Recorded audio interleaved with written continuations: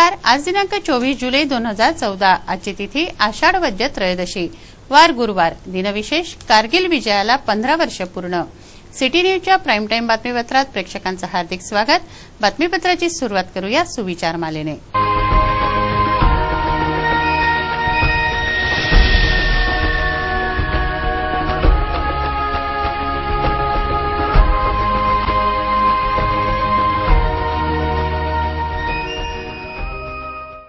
आता बघूया बातमीपत्रातील ठळक बातम्या।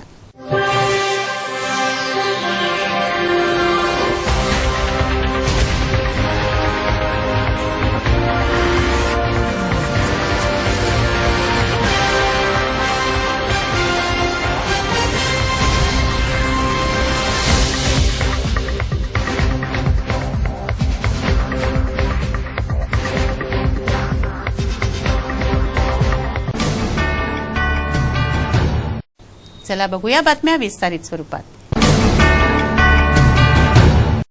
सक्करसाद चौकात गुरुवारी अर्धा तासपर्यंत वाहतुकीचा खोळंबा झाला।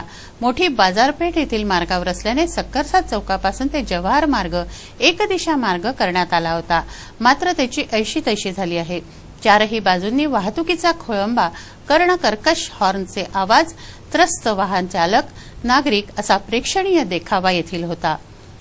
सक्करसाद चौकात गुरुवारी अर्धा तासपर्यंत वाहतुकीचा खोळंबा झाला। या चौकाला चारही बाजूंनी मार्ग जोडले आहेत। जवाहर मार्गाकडून, इतवारा बाजाराकडून, सराफाकडून व धनराज लेनकडून असे 4 मार्ग या चौकाला जोडतात। चारही मार्गांवर मोठी बाजारपेठ असल्याने मालवाहू गाड्या, ऑटो, वाहन चालक यांची वर्दळ येथे असते। सक्करसाद चौकात गुरुवारी दुपारी अर्धा तासपर्यंत वाहतुकीचा चारही मार्गांवर खोळंबा झाला। चौकात मालवाहू गाडी उभी असल्याने वाहतूक तुंबली। याच कारणाने सक्करसाद चौकाकडून जवाहर मार्ग एक दिशा मार्ग करण्यात आला होता, परंतु त्याची ऐशी तैशी झाल्याने वाहतुकीचा खोळंबा होऊन गैरसोय होते आहे। वाहनं खोळंबल्याने हॉर्न वाजवले जातात। या वाहनांचा कर्णकर्कश आवाज कान बधीर करून टाकतो। वाहतूक खोळंबल्याचं दिसून येत असतानाही वाहन चालक हॉर्न वाजवतात, हेही विशेषच।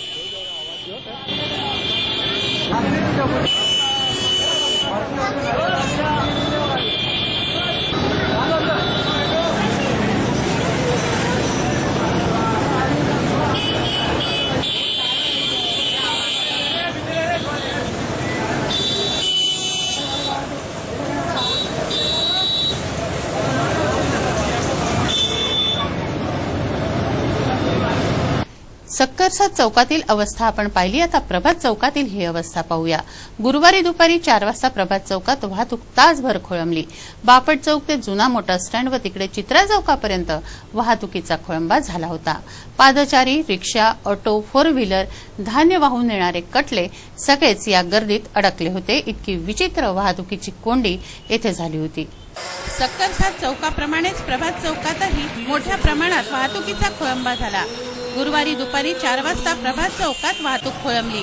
बापट चौक ते जुना मोटर स्टँड पर्यंत व प्रभात चौक ते चित्रा चौक पर्यंत रहदारी ठप्प झाली। 1 तासपर्यंत येथे आडवी तिडवी वाहनं अडकली होती। मुख्य म्हणजे प्रभात चौकात एकही वाहतूक पोलीस कर्मचारी तैनात नव्हते। सायकल स्वार, दुचाकी चालक, ऑटो, 4 व्हीलर सगळी वाहनं आडवी तिडवी अडकली व या सगळ्यांमधून वाट काढणारे पादचारी। अवैध पार्किंगमुळे ही वाहतुकीची कोंडी होते, तर वाहन चालक वाटेल तशी वाहनं वळवत असल्याने बाकीची वाहनं खोळंबतात। वर्दळीचा मार्ग असल्याने तेथील वाहतूक नियंत्रित करण्यासाठी वाहतूक पोलीस कर्मचाऱ्याची गरज तेथे असते, परंतु वाहतूक विभाग तरी बापडा काय करणार, कारण त्यांच्याजवळ मनुष्यबळच नाही। प्रभात चौकात झालेल्या या वाहतुकीच्या कोंडीविषयी पोलीस आयुक्तांना सोशल मीडियाद्वारा कळवलं असता त्यांनी अगदी सरळपणे मेसेज पाठवला की नागरिकांना सुधारायला सांगा, पब्लिकला सुधारायला सांगा असा मेसेज पोलीस आयुक्तांनी पाठवला। ते तरी काय करणार म्हणा, कारण त्यांच्याजवळ स्टाफच कमी आहे। त्यामुळे प्रत्येक चौकात कर्मचारी तैनात करणं शक्य नाही। तेव्हा वाहन चालकांनीच आता आपली सुरक्षा करायला शिकायला हवं, त्याशिवाय गत्यंतरच नाही।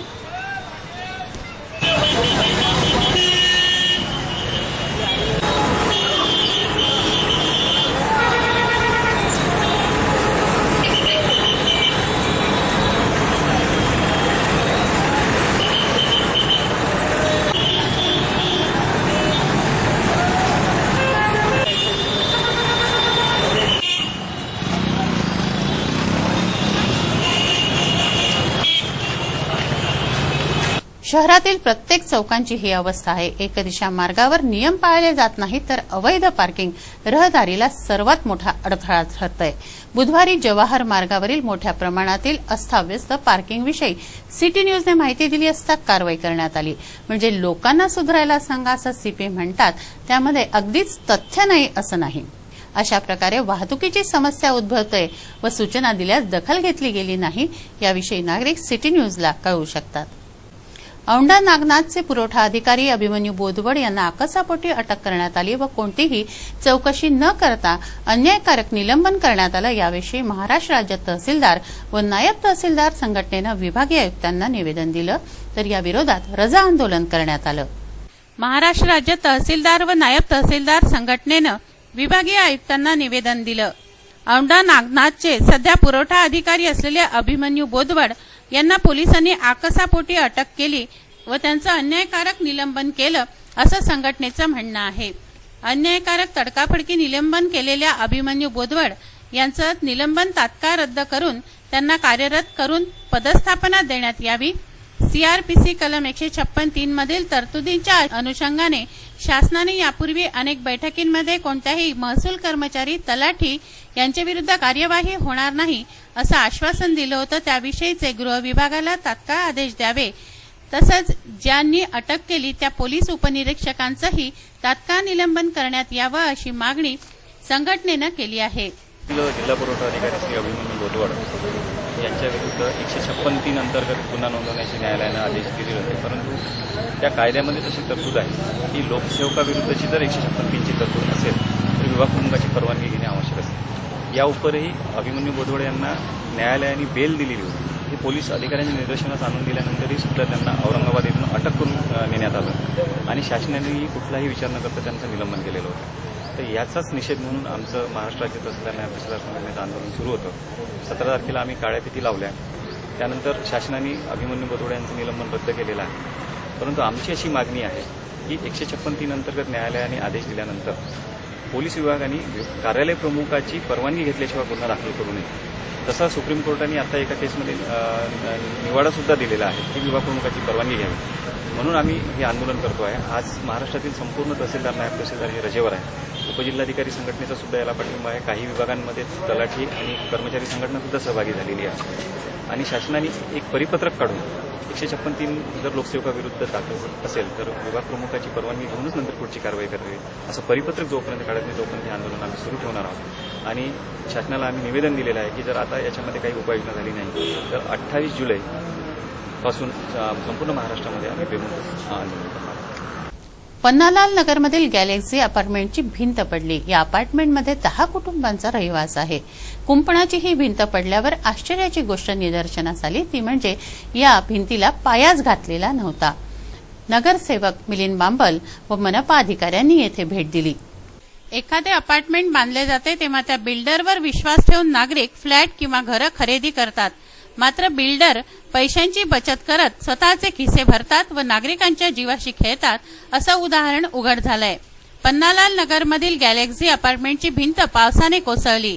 नाल्याच्या बाजूने असलेली ही भिंत कोसळली असता या भिंतीला पायाच नसल्याची आश्चर्यकारक बाब दिसून आली आहे। 10 कुटुंब या अपार्टमेंटमध्ये राहतात। हे अपार्टमेंट वाघ नामक बिल्डरने बांधलंय।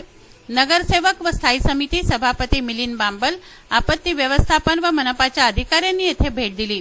त्या बिल्डरला नोटीस बजावण्यात येणार आहे। भिंत पडल्याने सुदैवाने जीवितहानी झाली नाही, मात्र पाया नसलेली भिंत पाहता एकूण अपार्टमेंटच्या बांधकामावरच प्रश्नचिन्ह निर्माण झालंय। मनपा आमसभेत हा मुद्दा उचलला जाणार आहे। भारतीय महाविद्यालय ते एचपीएम हा जो मोठा नाला आहे पन्नाल नगरच्या मुख्य वस्तीतून हा वाहतो। मागील 5 वर्षापासून आम्ही या नाल्याला संरक्षण भिंत व्हावी यासाठी आम्ही प्रयत्नशील आहे।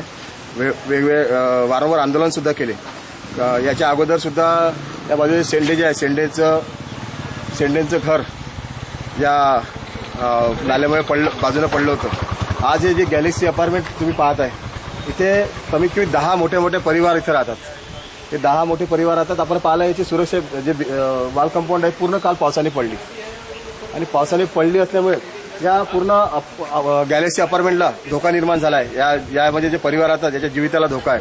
आम्ही मागे जेव्हा प्रशासनाच्या मागे लागलो 14 नाल्याला संरक्षण भिंत बांधण्यासाठी 100 करोड रुपयाचा प्रोजेक्ट तयार केला होता. पण मागील 1 वर्षापासून त्या प्रोजेक्टवर काय झालं याची काहीच कल्पना जनतेला नाहीये. आणि हे जे आपण प्रकरण पाहता हे नागरिकांच्या जीवाशी खेळण्याचं प्रकरण आहे. याबाबत मनपा काही गंभीर दिसत नाहीये. तरी येणाऱ्या काळामध्ये त्वरित नागरिकांच्या सुविधेसाठी या नाल्याला संरक्षण भिंत बांधावी. अन्यथा जे मनपाचे पदाधिकारी आहे, मनपाचे जे अधिकारी आहे,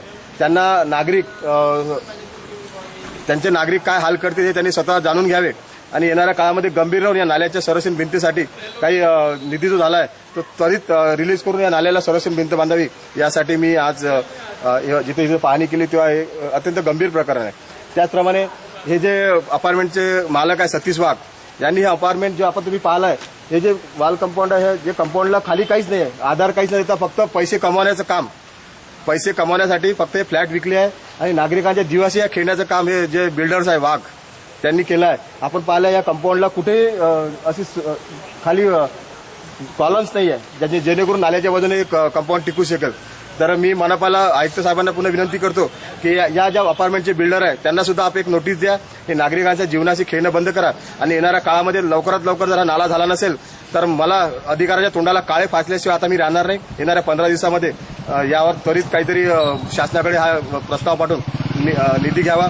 आणि मी माझ्या सहकारी नगरसेवकांना सुद्धा विनंती करतो की येणाऱ्या आमसेवेमध्ये या जे नाल्याचा प्रोजेक्ट आहे याला मान्यता द्यावी. कारण की कसं आहे, जे महत्वाचे कामं असतात ते राहू देतात. प्रत्येक जण म्हणतात माझ्या एरियातला, पण माझ्या एरियातला सोडून जे जनतेच्या खरं हिताचे कामं असेल त्या कामाला प्राधान्य देऊन या नाल्यासाठी जो निधी मंजूर झाला आहे तो निधी मंजूर करून त्वरित या नाल्याच्या बांधकामाला सुरुवात करावी. पन्हाळनगरमधील मुख्य वस्तीतून राहणाऱ्या नाल्यामधली जी वॉल पडलेली आहे गॅलेक्सी अपार्टमेंटच्या बाजूची, तर त्या गॅलेक्सी अपार्टमेंटचं जे काही बिल्डर आहे त्या बिल्डरला महानगरपालिकेकडून रजिस्टर नोटीस देऊन त्यांना रिटर्निंग वॉल त्याच्या प्लॉटपुरती बांधण्यासाठी महानगरपालिकेकडून नोटीस देण्यात येईल. आणि तसेच हा जो नाल्याचा जो पुष्कळसा भाग मध्यवस्तीतून जो चालला आहे, जो खचलेला आहे, त्या खचल्याच्या रिटर्निंग वॉल बांधण्याचा आता जो डिटेल प्रोजेक्ट रिपोर्ट महानगरपालिकेतून 100 कोटीचा तयार करण्यात आला आहे, त्याला महानगरपालिकेतून आमसभेतून मान्यता घेऊन शासनाकडे त्वरित पाठवण्याची कारवाई पुढील आमसभेत करण्यात येईल.